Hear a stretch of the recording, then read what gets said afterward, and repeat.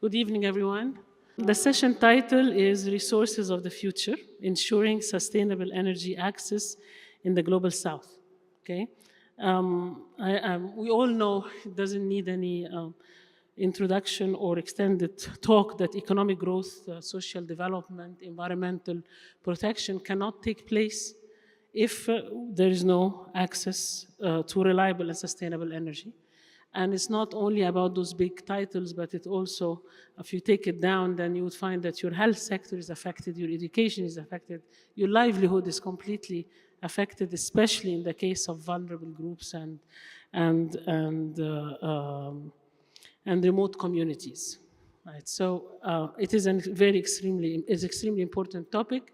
We only have half an hour for it, but we have three distinguished speakers in the field. So during this half hour, we are going to say everything that needs to be said about the topic. Let me first introduce our speakers. We have Professor Mark Swilling. He's the co-director of the Center for Sustainability Transitions, Stellenbosch University here in South Africa. We have Dr. Richard Stewart, is the Chief Regional Officer for Southern Africa, Sibanya Stillwater. And we have, last but not least, Ms. Shena Kiara Gokul, founder of the Legend Group here in South Africa. I welcome all of you. And let me start with you, Professor Mark. How can we ensure equitable access to sustainable energy for countries in the Global South? Thank you very much. I'm going to talk mainly about the context I'm most familiar with, which is the African context. But when we think of the Global South and the energy transition, obviously when it comes to the Asian context, China and India are completely dominant and are the biggest renewable energy markets in the world. But when we think of the African context, it's a very specific challenge. Africa is the only region in the world that has to face its development challenges in a carbon and resource-constrained environment. That means that Africa has to find a low-carbon transition pathway. Now, why this is significant is if you look at the installed generation capacity on the African continent, the total output of energy on the African continent is equal to the total amount generated in France and Germany combined, with 140 million people. Africa has over 1 billion, is growing relatively fast, and has to invest heavily over the next 3 decades in an energy infrastructure. If Africa energizes using fossil fuels, none of the targets that were agreed to in Paris can be achieved. And if none of the climate targets are agreed, that were agreed in Paris are achieved, that is going to have very negative consequences for the entire planet. So what that means is the world has an interest in investing in the African context in what we prefer to call a low-carbon energization program. We don't like to talk about decarbonization on the African continent because there actually isn't much of an infrastructure to decarbonize. However, we do have a choice, which is to energize using fossil fuels, and there are substantial coal and gas and oil reserves on the African continent, or do we mobilize our very significant renewable energy resources?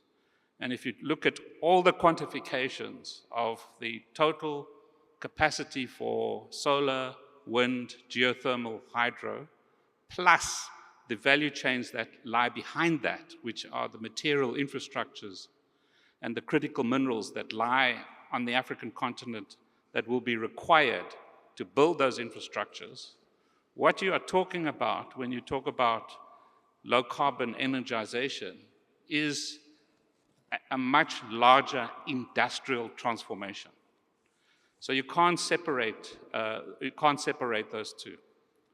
However, when it comes to estimating the investment requirements to achieve this, there are three estimates that are influential. The one is the African Development Bank, which basically estimates that the difference between what is required and what is actually spent is about $99 billion per annum, versus other estimates like the Climate Policy Initiative, which estimates the gap at around closer to $200 billion per annum, and the Columbia Center for Sustainable Development, which estimates the gap at somewhere in between. So between 99 and $240 billion per annum is the gap that we face. And all over Africa, including in South Africa, there is work taking place on what are the investment requirements, in particular in water and energy infrastructures, to prepare our economies for what needs to happen if we are serious about economic development and growth.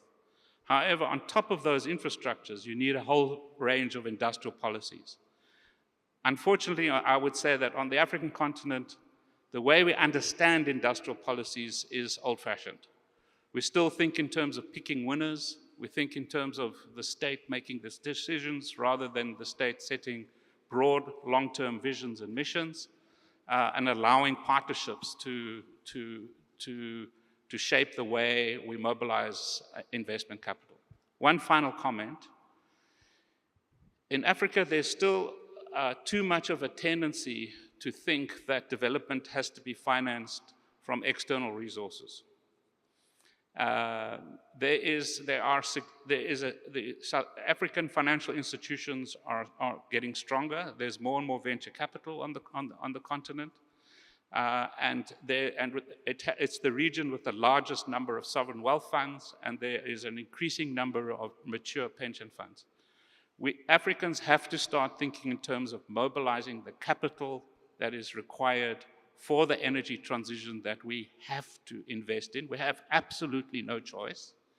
And if we continue to look to the international community to fund our development, we will forever be in a subordinate position. That has to change. Thank you very much. Thank you, Professor Mark. That was very interesting, and I'm glad you focused on Africa. Very glad you mentioned low carbon energization program and not no carbon, because I don't think Africa can afford no carbon. They will not be able to industrialize at all if it's no carbon. And it's always the catch with Africa on the unfair situation that they are starting on their path for development, but they have to rely on the renewables, which are a lot easier, a lot more difficult to use. I would like at the end, when we're done, if we have a minute, to ask you about green hydrogen, about hydrogen being, it's usually looked at as the alternative to fossil fuel when it comes to industry, but at the end, not now, because I have to make sure that we have the time. And you are right, of course, about the need for the industrial policy, and picking winner is a very old way of looking at it. It has to be different. Very interesting. Dr. Richard Stewart, Professor Mark mentioned the minerals, and Africa is very rich in minerals. So let me ask you, what are the strategies for building resilient supply chains for new fuels and critical minerals? Abdullah, thanks very much, and good afternoon, ladies and gentlemen. I guess before we jump straight into the supply chain and what we need to do, maybe it's worth just sketching the scale of the challenge that we're dealing with. And I say challenge, but actually I think it's probably one of the greatest opportunities that the global South and Africa has faced in order to boost their economies. I think we're on the brink of the next super cycle in terms of a commodities boom. And I think that this super cycle is going to eclipse anything we've seen before. The last big one we had was in the 2000s, largely driven by the industrialization of predominantly China and other developing nations. What we're looking at now, the scale of what's going to be required in terms of metals to meet the goals that have been set out in documents like agreements like the Paris Agreement is immense. If we just take just some numbers that have been quoted lately, I think Ian Sanders from Deloitte and Forbes, he indicated that if we achieve these objectives over the next 3 to 4 decades, we're talking about a $45 trillion industry and the creation of about 300 million jobs globally. The flip side to that is if we get it wrong, it's going to cost us about $180 trillion and about 800 million lives will be impacted. So we can't afford to get this wrong.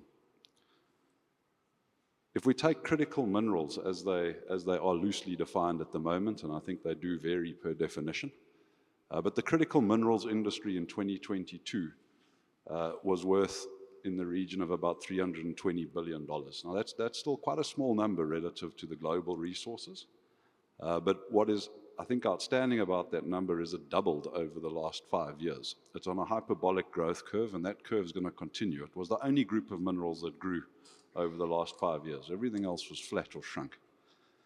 So when we think about these various minerals that we're targeting, I mean, what does it mean? If we take lithium as an example, key in terms of battery technology, lithium is forecast to grow by 5 times by 2030.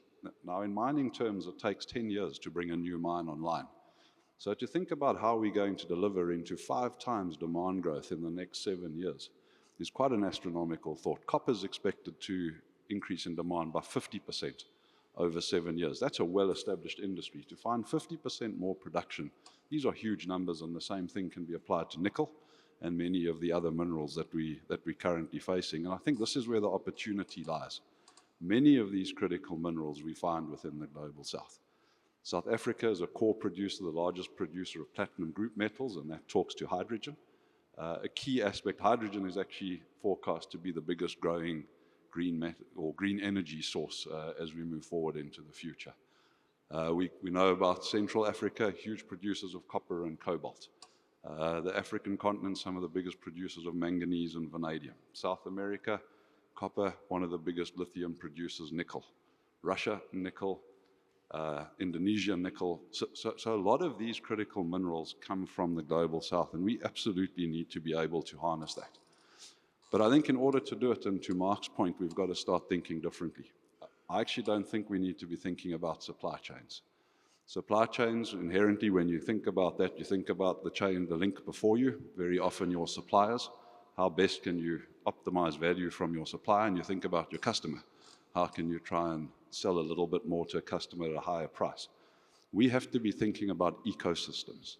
This is not about a chain. It's about a group that has to come together and operate in an ecosystem for shared value for all parties. As a company, we've got a strategy which we call pandemic resilient ecosystems. And pandemic in this regard isn't viral pandemics. It's any shock to business. But it specifically talks about not just trying to sell metal onto the market and trying to get an extra dollar through trading. What we actually do is work with our downstream customers and partner with them, developing new technologies, understanding their constraints, making sure they understand ours, and that technological development and demand is going to match supply, and that we can, in fact, deliver into those supply chains sustainably. I think one of the key concerns that we need to be very worried about is whether or not we're positioning ourselves to be able to deliver into the supply chain. I think if I just use an example from South Africa at the moment, it's not a critical mineral, but if we talk about chrome, chrome, we are one of the largest producers of chrome that is used in steel manufacturing. We currently export it to China. The reality is we export chrome ore. We actually mine rocks and send rocks via ships to China to be fabricated, and you have to ask yourself why. The first step in fabrication of chrome is producing an alloy called ferrochrome, and basically you put that into a smelter and produce an alloy. There's no technical reason why we can't do it, except our energy constraints. That is the one reason we do not beneficiate chrome in South Africa.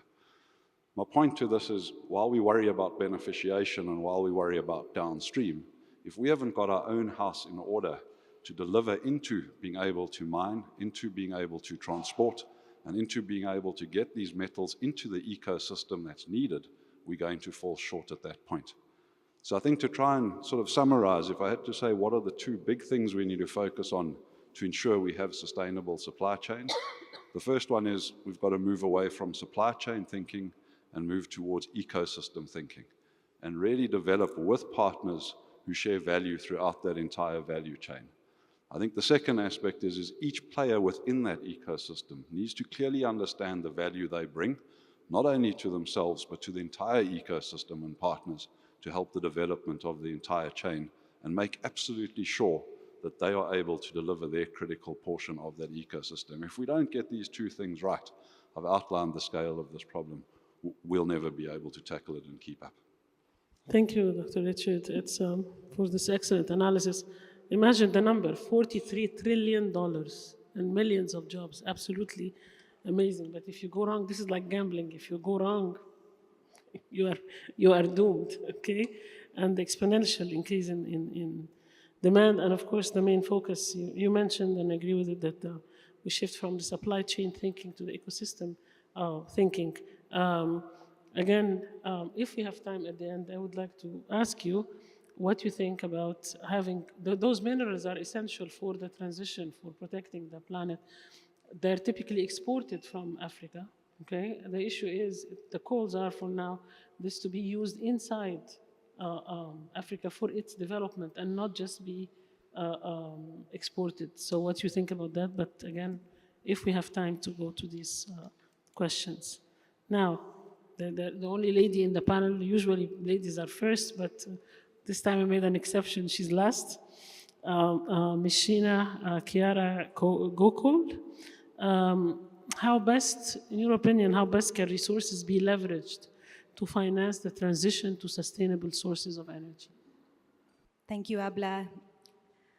I think what we've identified from what Mark and Richard have said is that these are complex issues, and Africa certainly is at the heart of it.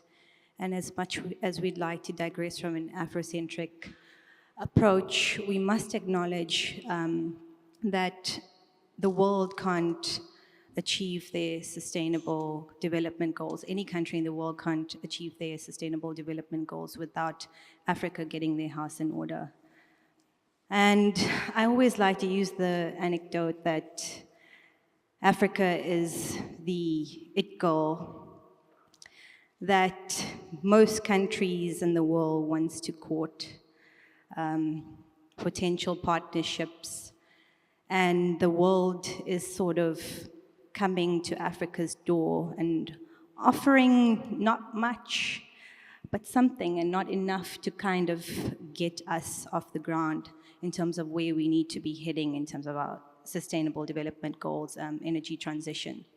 So I think our decision making as an African continent, as it relates to resources, we need to start thinking about our resources in silo of each other, because our resources are not limited to the critical minerals on the continent, commodities. Our resources are far bigger than that.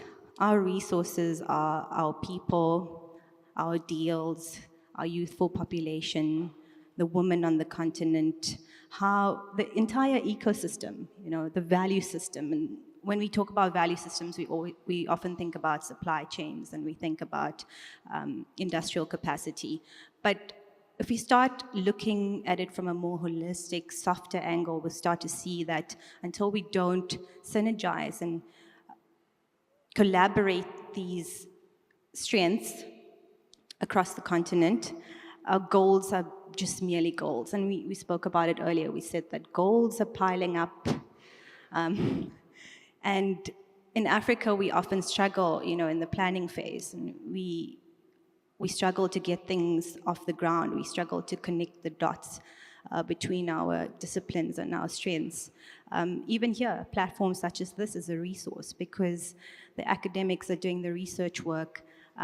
We looking to our decision makers to kind of lead the way, steer us in the right direction. We need private sector participation. So these are all the resources that we need to leverage in order to meet our sustainable development goals. But how? We talk on all the points. the wealth of resources, the lithium reserves, the nickel reserves. We need to start now collaborating and bringing it all into the fore. So I think that instead of approaching resources from a solely energy perspective, we must leverage all of our resources collectively in order to really enhance and build on the communities where these resources exist in order to create value. So we're often saying move away from extraction, start coming into the communities, developing the communities, and the policy instruments need to be put in place to protect the communities where these minerals exist, to make sure that value is retained at home first. And I understand and recognize that's a very Afrocentric approach, but I think we must start to look away from the narrative of scramble for Africa more towards the rise of Africa. And the world needs to acknowledge that once Africa rises, it will be able to give outward. So a lot more effort needs to be maintained in those communities, coming back home, supporting the women, youth. I think we find if we use our youth as a resource as well, women as a resource, we'll be able to go a lot quicker and faster. So I think what I'm trying to allude to is that it's more than just knocking into the ground and taking things out, transforming it and selling it. Because then what? The communities get left behind. Energy poverty is exacerbated by the financial instruments and mechanisms that are currently put in place that kind of perpetuate the cycle of energy poverty and kind of leaving us in debt traps. So if we can just widen our lens a little bit and change our focus away from commodity-based resources and think of things more holistically, I think we'll be able to scale up and finance the transition more smoothly and set examples, because Africa definitely has the potential to set examples for the rest of the world, innovative potential. We just need to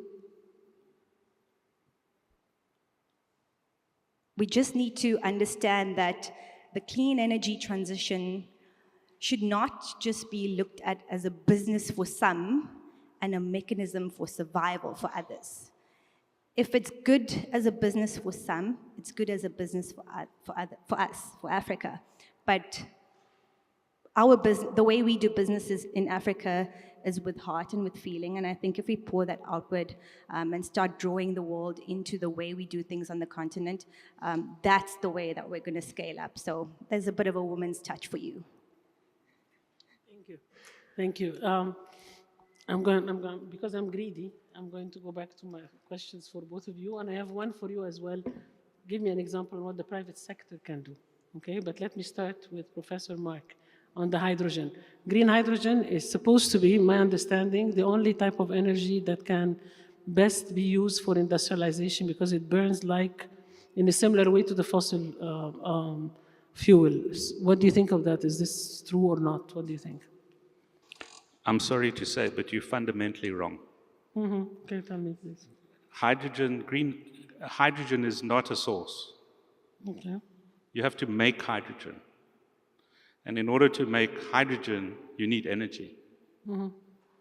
So if you want to make green hydrogen, you need renewable energy as your energy source in order to split the water molecule using electrolyzers. And the result is hydrogen that you can use as a means of transportation of electricity. It's not a source. So it can never, ever, ever replace coal, oil, gas, and it can never be a substitute for wind and solar. It's a necessary part of the picture. However, the cost of green hydrogen has to come down. It's now just below $5 per kilogram. It has to drop to at least 1.5, ideally $1 per kilogram. And yes, the learning curves are have been quite steep, and the price is dropping, but it's probably another 5 years before it really comes into commercial reality. So when we factor it into the African story and the South African story, we must tell our politicians it's not another source of energy, because that's how they talk, and they are fundamentally wrong. It's a carrier of energy, and you need a renewable energy infrastructure in order for it to be green. And so, in other words, if you support green hydrogen, you actually support renewable energy. But the people who raise the banner for green hydrogen don't realize that. And that there's a lot of confusion in this ballgame. Okay, thank you. Very interesting. Very interesting. Okay, on the minerals, should Africa seek to export it because it's needed to produce the electric car? You need so many minerals, or should it be directed to the development in Africa, be kept here? What do you think? Yeah, I think it's so firstly, I think it's horses for courses. I think they're different. You've got to look at different minerals differently and understand how they behave. I think as I shared in the discussion this morning, in my mind, it's really about how are you creating the value and what is your ultimate objective. And this is where that ecosystem model comes back in. So let me give an example. I know, there was some comments about, take cobalt. If we have a look at something like cobalt gold goes into batteries. So if you're going to bring that back onto the continent, you effectively have to have useful batteries on the continent and create that demand. And the reason for that is, once you put cobalt into a battery, you don't want to transport batteries. It's simply expensive, and two, it's not safe. So you do not want to be transporting batteries, so you rather transport the raw materials. So would it make sense to beneficiate cobalt on the continent? Only if you've got that demand, which today we don't. But how do you build that into an ecosystem model? Well, the way to do it is a lot of the people who are looking for cobalt, European companies in particular, many of those, for example, are also the same companies that provide the heavy mining equipment that is used to mine the cobalt. The ecosystem model should say, come and develop the local supply chains within the country for that equipment, and electrify it. That won't only add value to local economies, it'll also produce a skill set. That skill set could ultimately end up in automotives, and through that you create an economy where in the long run you can look at how you could potentially beneficiate on the continent. So I think very often we jump straight to beneficiation as a solution. What we need to look at is, where are we competitive? And where we are not, how do we partner with those who are competitive? But this is where I say, talk about an ecosystem, not a supply chain. Do not just sell the metal to the person who's prepared to pay $1 more. Sell the metal to a partner who's prepared to reinvest back into the entire circular chain and uplift value across that entire ecosystem. Thank you. Excellent. Thank you. Back to you, Sheena. Can you give an example for what the private sector can do in 50 seconds? I think for me, it's subsidize youth employment. Start giving graduates an opportunity to get involved in the decision making, to get their foot in the door, start holding their hand in some of the projects, even if it's just for a short while. They can afford to. And once we start doing that, I think we'll see a lot more entrepreneurship emerging, SME growth and development, which is the driving force on the continent. And we can certainly drive more innovation by getting our youth and women involved. Thank you very much. We actually have 46 seconds to go. Does anyone have a question, a pressing question for these three experts? It's a chance. Yeah, go ahead quickly. Here and here. Okay, we have two questions. Go ahead. Go ahead first. Thank you for this panel. My first comment is the Global South appears to be the land of natural energy and natural source of energy in diverse ways. However, the Global South is still the land who is suffering a lot of benefiting that opportunity. What is the real gap? The No. question, One point only, because yes. we are So running out of time. Because my the comment, lady, no, can I finish, please? The issue of, thank you. sorry, it has to be one question, because the lady has to ask a question and our time is up. So we were lucky to grab your first question. Yes. Okay?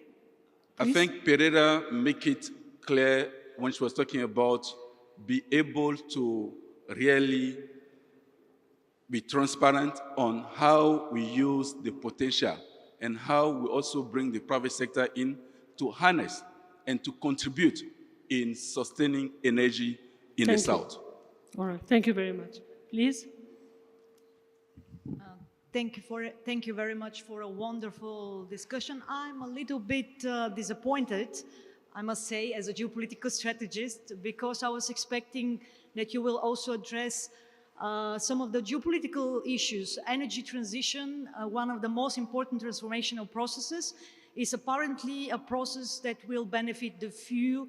And once again, I see actually Africa turning into a continent which will be the playground for the next big power competition over the rich resources, specifically when it comes to the resources linked to the energy transition.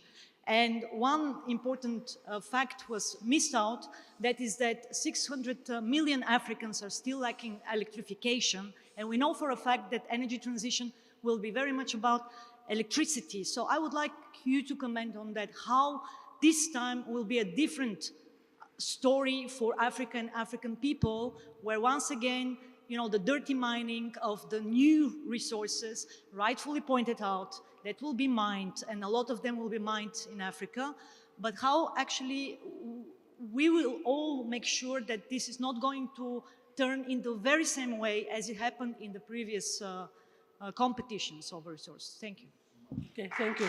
Thank you, sir. Thank you. We're actually out of time, but I will give 30 seconds for Mark, 30 seconds for Richard. 30 seconds for real. Huh? The bottom line is the bulk of the wind and solar resources that the world is going to need is in the global south. The bulk of the minerals and metals that are required for the infrastructures of the future are in the global south. The bulk of the biodiversity and ecosystems required for adaptation are in the global south. Capital is in the global north. So unless we address the fundamental inequalities when it comes to the allocation of capital, we will never have a just transition, which is why the global financial system and its reform is top of the agenda. UN Secretary General, African presidents and prime ministers, all are calling for a reform of the global financial system. That needs to be the focus. Thank you. Richard? No, I think Mark's absolutely correct, and I think trying to, again, we've got to separate between whether or not we're looking at trying to solve completely internally a circle where we are shy of capital, or whether or not we're trying to look at broader economic growth and overall upliftment. You're 100% correct. There are 600 million Africans today that don't have exposure to electricity. You know, I think the one other aspect that I would say that is a significant advantage that comes with renewables is that generally speaking, renewables, yes, on a big scale, they do require significant capital, but different to fossil fuels, a lot of that can be diverted, split up, spread between the private sector as well as public. And that's something we've really got to harness. I mean, South Africa is an example where just over the last year, between households and the private sector, we've put 3.5 gigawatts of extra power onto the grid. To put that into perspective, that's the equivalent of what Kusile was due to put onto the grid. That's taken 15 years and cost 150 billion. So I think coupling the whole renewable program together with electrification opens up a whole lot of different avenues to try and expand that. All right. Thank you so much. Thank you, everyone. Please, a big hand for this beautiful panel.